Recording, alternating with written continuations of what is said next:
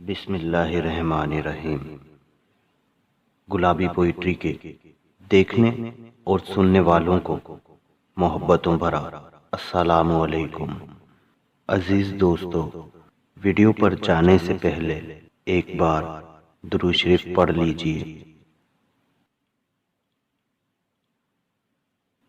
معزز خواتین و حضرات، آج آپ کے لیے کربلا کا پارٹ 5 لے کر حاضر ہوں۔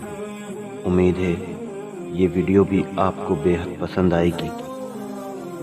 ویڈیو پر جانے سے پہلے آپ تمام حضرات سے ایک چھوٹی سی گزارش ہے کہ اگر آپ ہمارے چینل پر نئے ہیں تو ہمارے چینل کو سبسکرائب کر کے ساتھ موجود بیل کی علامت کو بھی دبا دیجیے تاکہ ہماری ہر نئی آنے والی ویڈیو آپ کو سب سے پہلے ملتی رہے۔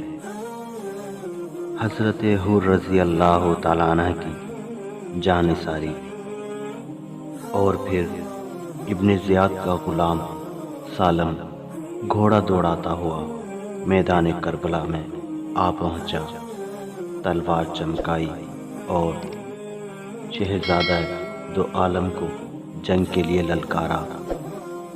سیدہ کا لال اٹھا مگر حضرت حور رضی اللہ تعالیٰ عنہ نے پاؤں پکڑ لیے اور عرض کی، آقا جانثار غلام کے ہوتے ہوئے آقا میدان میں نہیں جا سکتا۔ مظلوم کربلا نے فرمایا، حور یہ تو ٹھیک ہے مگر میں نہیں چاہتا کہ میری وجہ سے کوئی اپنی جان گنوائے۔ حور نے پھر عرض کی، یا حسین رضی اللہ تعالیٰ عنہ، مجھے اپنی جان پیاری نہیں، ایمان پیارا ہے، اور زندگی عزیز نہیں، دین عزیز ہے، اور اگر دین و ایمان کی خاطر یہ جان جاتی ہے تو جائے، اور اگر ناموس اہل بیت کی حفاظت کے لیے موت آتی ہے تو آئے۔ یا سیدہ، دشمن جنگ کے لیے للکار رہا ہے، اجازت دیجیے۔ امام علی مقام نے اجازت دے دی اور فرمایا، حور جاؤ، خدا تمہاری یہ قربانی قبول فرمائے، اور پہلے تو تمہارا نام حور ہے، اور جاؤ، اب تمہیں دوزخ کی آگ سے بھی آزاد کر دیا۔ حور شوق شہادت کے نشے میں جھومتا ہوا آگے نکلا اور عمر بن سعد کو مخاطب کر کے فرمایا، اے دنیا کے ذلیل انسان، اب میں وہ حور نہیں ہوں جو اہل بیت کو گھیر کر یہاں لایا، بلکہ اب میں راہ حق و ہدایت میں قربان ہونے والا حور ہوں، دین و ایمان کی خاطر جان دینے والا حور ہوں، اور امام برحق کے قدموں میں نثار ہونے والا حور ہوں، اور جہنم کی آگ سے آزاد ہو جانے والا حور ہوں۔ پہنچ کر لشکر باطل میں پھر شمشیر کو تولا، ہزاروں دشمنوں کے سامنے للکار کر بولا، میرے عہد جفا کے ساتھیوں، ہوشیار ہو جاؤ، مجھی سے جنگ کرنے کے لیے تیار ہو جاؤ۔ امام تشنہ لب کے فیض کی میں پی کے آیا ہوں، در ساقی پہ مردہ دل گیا تھا، جی کے آیا ہوں۔ نگاہ لطف ساقی نے میری فطرت بدل ڈالی، ذرا سی دیر میں بدبخت کی قسمت بدل ڈالی۔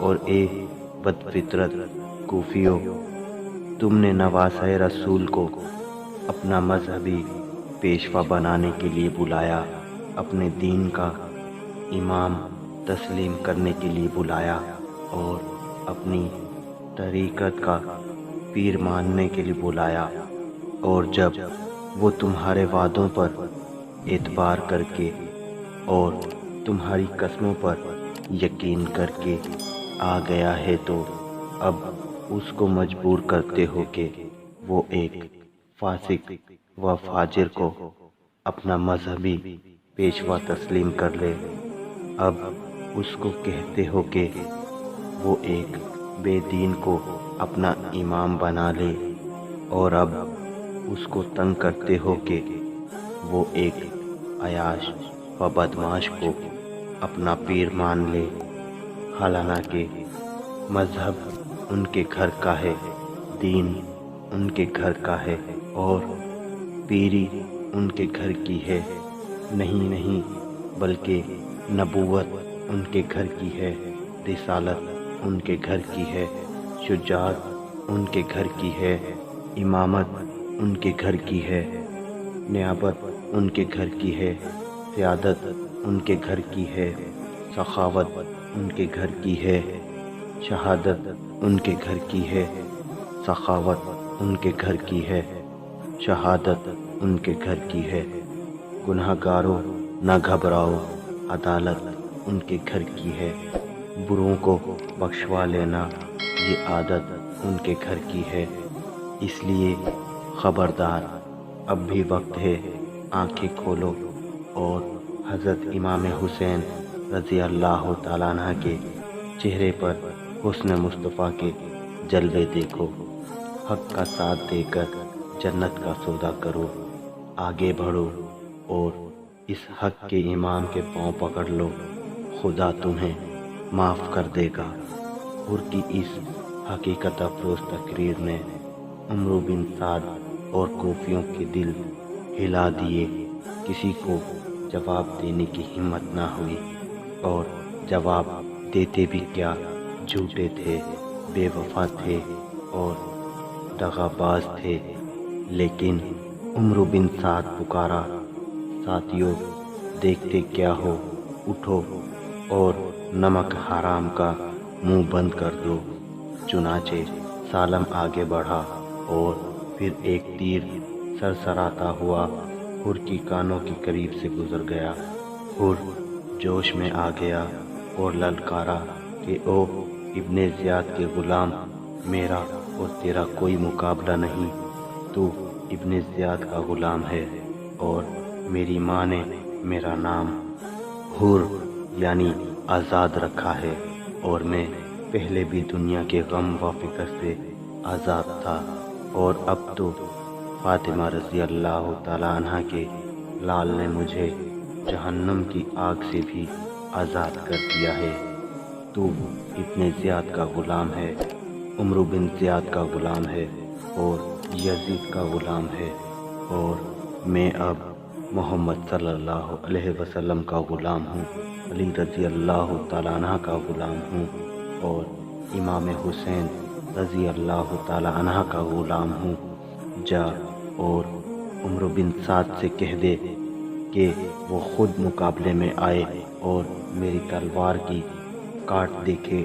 دشمن نے آواز دی، یہ ٹھیک ہے کہ میں غلام ہوں مگر بہادر ہوں، آگے آ اور میری شمشیر کے جوہر دیکھ۔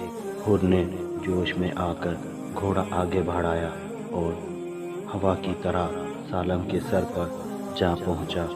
تلوار بجلی کی طرح چمکی اور پھر سالم کی لاش زمین پر تڑپنے لگی۔ عمرو بن سعد اس ناکامی کو دیکھ کر پکار اٹھا کہ اے یزید اور ابن زیاد کے نمک خوارو، تم میں سے کون بہادر ہے جو حر کو قتل کرے اور یزید کے دربار سے سونے اور چاندی کے خزانے حاصل کرے؟